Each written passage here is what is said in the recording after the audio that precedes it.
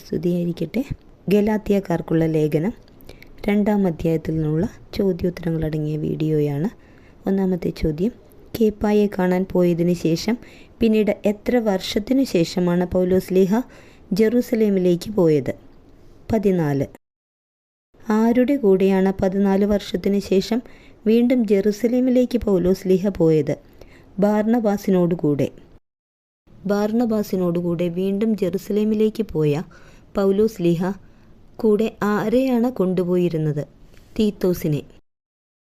എന്തനുസരിച്ചാണ് പൗലോസ്ലീഹ ബാർന്നബാസിനോടുകൂടെ ജെറുസലേമിലേക്ക് പോയത്? ഒരു വെളിപാടനുസരിച്ച്. ജെറുസലേമിലേക്ക് പോയ പൗലോസ്ലീഹ ആരുടെ മുമ്പിലാണ് വിജാതീയരുടെ ഇടയിൽ പ്രസംഗിക്കുന്ന സുവിശേഷം സ്വകാര്യമായി അവതരിപ്പിച്ചത്? അവിടത്തെ പ്രധാനികളുടെ മുമ്പിൽ. പൗലോസ്ലീഹ ജെറുസലേമിൽ അവിടുത്തെ പ്രധാനികളുടെ മുമ്പിൽ എവിടെ പ്രസംഗിക്കുന്ന സുവിശേഷമാണ് സ്വകാര്യമായി അവതരിപ്പിച്ചത്? വിജാതീയരുടെ ഇടയിൽ. പൗലോസ്ലീഹ ജെറുസലേമിൽ വിജാതീയരുടെ ഇടയിൽ പ്രസംഗിക്കുന്ന സുവിശേഷം അവിടുത്തെ പ്രധാനികളുടെ മുമ്പിൽ എപ്രകാരമാണ് അവതരിപ്പിച്ചത്? സ്വകാര്യമായി. ജെറുസലേമിൽ വിജാതീയരുടെ ഇടയിൽ പ്രസംഗിക്കുന്ന സുവിശേഷം അവിടുത്തെ പ്രധാനികളുടെ മുമ്പിൽ പൗലോസ്ലീഹ അവതരിപ്പിച്ചത് എന്തിനു വേണ്ടിയാണ്? സ്ലീഹ ഓടുന്നതും ഓടിയതും വ്യർത്ഥമാകാതിരിക്കാൻ വേണ്ടി. പൗലോസ്ലീഹ ഓടുന്നതും ഓടിയതും വ്യർത്ഥമാകാതിരിക്കാൻ വേണ്ടി ജെറുസലേമിൽ വെച്ച് ചെയ്തതെന്ത്? വിജാതീയരുടെ ഇടയിൽ പ്രസംഗിക്കുന്ന സുവിശേഷം അവിടുത്തെ പ്രധാനികളുടെ മുമ്പിൽ സ്വകാര്യമായി അവതരിപ്പിച്ചു. തീത്തോസ് ഏതു ദേശക്കാരനായിരുന്നു? ഗ്രീക്കുകാരൻ. ഗ്രീക്കുകാരനായിരുന്നിട്ടും ആരെയാണ് പരിച്ഛേദനത്തിന് നിർബന്ധിക്കപ്പെടാതിരുന്നത്? തീത്തോസിനെ. ഗ്രീക്കുകാരനായിട്ടും തീത്തോസിനെ എന്തിനാണ് നിർബന്ധിക്കപ്പെടാതിരുന്നത്? പരിച്ഛേദനത്തിന്. പൗലോസ്ലീഹായെയും കൂട്ടരെയും അടിമത്തത്തിൽ കൊണ്ടുചെന്നെത്തിക്കുന്നതിന് രഹസ്യത്തിൽ കടന്നുകൂടിയതാര്? വ്യാജ സഹോദരന്മാർ. പൗലോസ്ലീഹായുടെയും കൂട്ടരുടെയും എന്തിനെ ചൂഷണം ചെയ്താണ് അവരെ അടിമത്തത്തിൽ കൊണ്ടുചെന്നെത്തിക്കുന്നതിന് വ്യാജ സഹോദരന്മാർ ശ്രമിച്ചത്? യേശുക്രിസ്തുവിലുള്ള സ്വാതന്ത്ര്യത്തെ. വ്യാജ സഹോദരന്മാർക്ക് പൗലോസ്ലീഹായും കൂട്ടരും വശപ്പെടാതിരുന്നതിന് കാരണമെന്ത്? സുവിശേഷത്തിൻ്റെ സത്യം ഗലാത്യക്കാർക്കായി നിലനിർത്തേണ്ടതിന്. ആരാണ് മുഖം നോക്കുന്നവനല്ല എന്ന പൗലോസ്ലീഹ പറഞ്ഞിരിക്കുന്നത്? ദൈവം. പരിച്ഛേദിതർക്കുള്ള സുവിശേഷം ആർക്കാണ് ഏൽപ്പിക്കപ്പെട്ടിരുന്നത്? പത്രോസ്ലീഹയ്ക്ക്. പൗലോസ്ലീഹായ്ക്ക് ഏൽപ്പിക്കപ്പെട്ടിരുന്നത് ആർക്കുള്ള സുവിശേഷമാണ്? അപരിച്ഛേദിതർക്ക്. ആരെയെല്ലാമാണ് നേതൃസ്തംഭങ്ങളായി ഗണിക്കപ്പെട്ടിരുന്നത്? യാക്കോബ്, കേപ്പ, യോഹന്നാൻ എന്നിവരെ. യാക്കോബും കേപ്പായും യോഹന്നാനും തങ്ങളുടെ കൂട്ടായ്മയുടെ വലതുകരം പൗലോസ്ലീഹായ്ക്കും ബാർന്നബാസിനും നീട്ടിക്കൊടുത്തതെപ്പോൾ? ദൈവത്തിൻ്റെ കൃപ പൗലോസ്ലീഹായ്ക്ക് ലഭിച്ചിരിക്കുന്നു എന്ന് കണ്ടപ്പോൾ. യാക്കോബിനെയും കേപ്പായെയും യോഹന്നാനെയും എങ്ങനെയാണ് ഗണിക്കപ്പെട്ടിരുന്നത്? നേതൃസ്തംഭങ്ങളായി.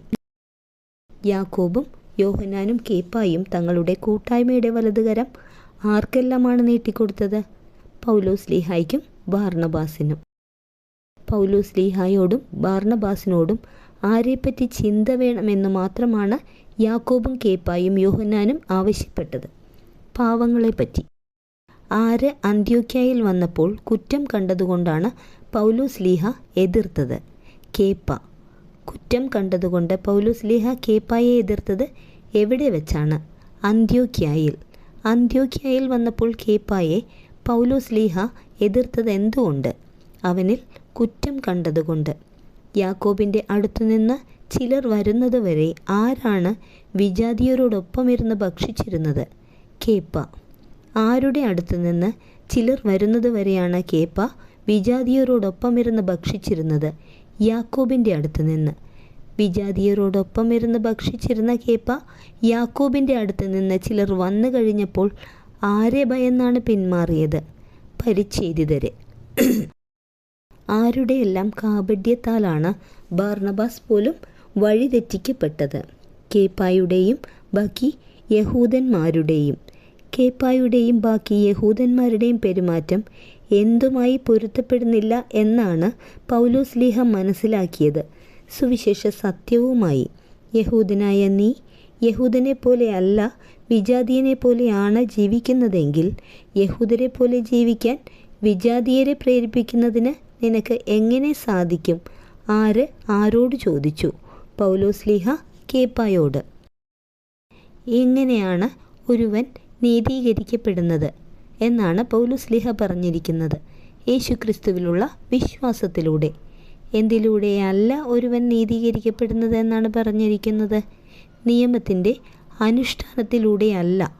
ക്രിസ്തുവിലുള്ള വിശ്വാസം വഴി എന്തു ചെയ്യപ്പെടേണ്ടതിനാണ് നാം തന്നെ യേശുക്രിസ്തുവിൽ വിശ്വസിച്ചത്? നീതീകരിക്കപ്പെടേണ്ടതിന്. എന്തുവഴി ഒരുവൻ നീതീകരിക്കപ്പെടുകയില്ല എന്നാണ് പറഞ്ഞിരിക്കുന്നത്? നിയമ അനുഷ്ഠാനം വഴി. പൗലോസ്ലീഹ നിയമത്തിലൂടെ നിയമത്തിന് മൃതനായത് എന്തിനു വേണ്ടിയാണ്? ദൈവത്തിനായി ജീവിക്കേണ്ടതിന്. ദൈവത്തിനായി ജീവിക്കേണ്ടതിന് പൗലോസ്ലീഹ ചെയ്തതെന്ത്?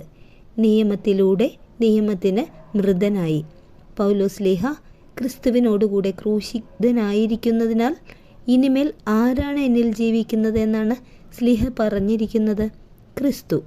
തൻ്റെ ഇപ്പോഴത്തെ ഐഹിക ജീവിതം എങ്ങനെയുള്ളതാണെന്നാണ് പൗലോസ്ലീഹ പറഞ്ഞിരിക്കുന്നത്? എന്നെ സ്നേഹിക്കുകയും എനിക്ക് വേണ്ടി തന്നെ ബലിയർപ്പിക്കുകയും ചെയ്ത ദൈവപുത്രനിൽ വിശ്വസിച്ചുകൊണ്ടുള്ള ജീവിതം. ക്രിസ്തുവിൻ്റെ മരണത്തിന് നീതീകരണമൊന്നുമില്ലാതാകുന്നത് എപ്പോഴെന്നാണ് പൗലോസ്ലീഹ പറഞ്ഞിരിക്കുന്നത്? നിയമത്തിലൂടെയാണ് നീതി കൈവരുന്നതെങ്കിൽ. എപ്രകാരമാണ് നീതി കൈവരുന്നതെങ്കിൽ? ക്രിസ്തുവിൻ്റെ മരണത്തിന് നീതീകരണം ഒന്നുമില്ലെന്നാണ് പറഞ്ഞിരിക്കുന്നത്. നിയമത്തിലൂടെയാണ് നീതി കൈവരുന്നതെങ്കിൽ.